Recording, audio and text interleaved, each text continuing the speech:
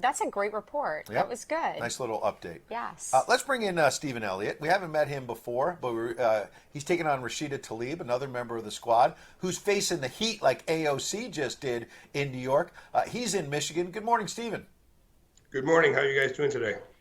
We're doing fantastic. I understand that Rashida Tlaib has been facing some heat from constituents as well, another member of the squad. You're taking her on. What's playing out in Michigan?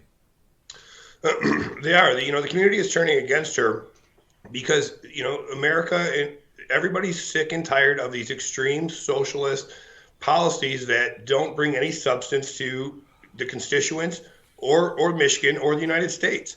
They're hardcore progressive that don't do anything except push this progressive ideology of which is raising inflation, raising gas prices, which is pushing us into war, overfunding Ukraine, and putting all of that on the backs of the American people and people throughout the district. We're running an extremely diverse district with every nationality, every religion, every income level. Mm-hmm.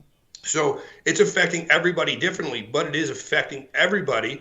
And with everything going on, people just don't want her as their representative because she brings nothing but value, and she's online. She's on the media telling people that, hey, things are going to go up. Hey, you're going to have to deal with it. But this is how we move forward, and it's the complete opposite of what the American people need, especially when we're getting here into Michigan. The cost of gas is going up. The cost to heat our homes is going up. The cost of groceries. I mean, people in the district and people throughout Michigan are making a choice between putting gas in their car or going to work, or feeding their family.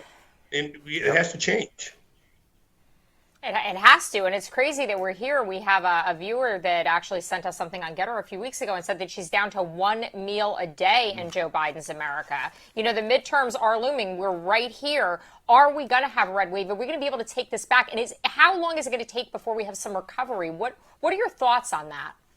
Well, I think we're going to have a red wave if people get out and vote. And that's going to be the biggest thing, is if we can get people to actually get out and vote, then we're going to have that red wave. If people can think that their vote matters, we're going to have that red wave. And, different demographics are changing, where, like in Dearborn with the school boards, that's a very heavily Democratic district or a city. But it is starting to change because of the representation that they thought they were going to get. What's happening with the school board, what's happening with the pedophilia, what's happening with, exposing children to inappropriate things. Parents are fed up. Families are fed up. People that don't have children can't get behind what's going on with these school boards.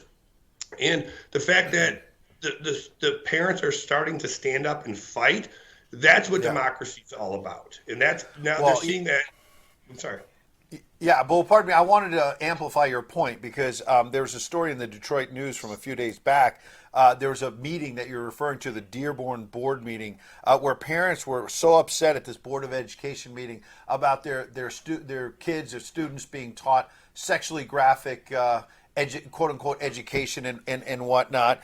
They say a boisterous crowd of people objected to how Dearborn schools review books available for students.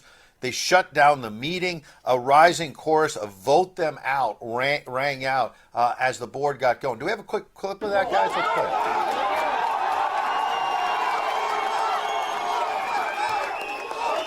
Nice job, guys.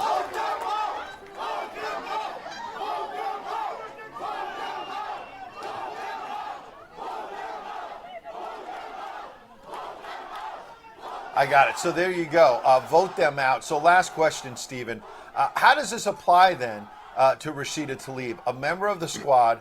We saw it play out. We played the clip a few minutes ago with AOC. She has a town hall meeting. Her own constituents turning on her. What are your thoughts about you channeling that and knocking a socialist out of Congress? Well, I was actually at that meeting Monday night, and those parents were set up. That clip that you're seeing is after they canceled the meeting, and that's not why they canceled the meeting.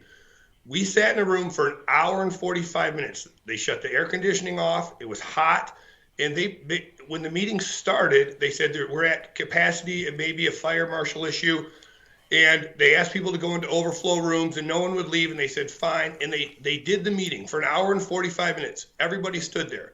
The parents were they were calm. If they said you can't stand there, they can't stand there. If they said move, they moved. If they told them to be quiet, they were quiet. There was one or two agitators that they had to calm down once or twice, but very minimal. And the school board took that hour and 45 minutes to say all the things that they wanted the media to know that they were going to say. We're going to help. We're going to do this. We're going to work with parents.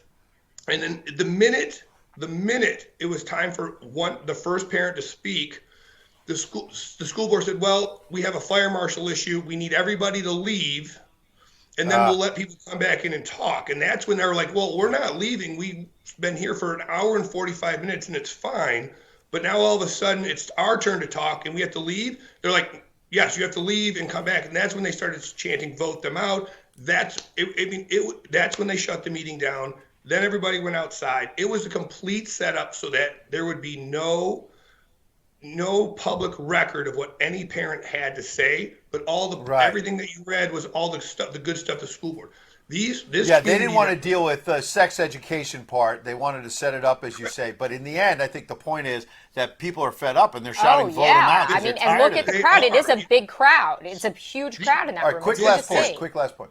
This community is not, they do not want their children, in most communities, don't want their children exposed to pronouns and gender and sexual education, but things that are just not appropriate for children. And that's really what the thing is. And they're turning their back on Rashida Tlaib because Tlaib is leading the charge of all this. Tlaib is one of the people that is leading the charge to have all this hormones and gender and all this stuff and pronouns into schools, and they just don't want it. This is a great thing that's happening in Dearborn because you have a group of parents that the media can't call domestic terror. They can't say all bad things because they're just people that want to be able to have control of their children and what their children learn, and they're actually getting a voice for it now, and the media has to pay attention to it. Amen. Great right there. Stephen Elliott for Congress.com. I see behind you. Good luck, sir. We'll be watching your race very closely on election night. Yeah. Thank you very much. Stephen Thank you both. All right, thanks, pal. Let's keep it going. Let's get to Terrence Bates. He's in Denver.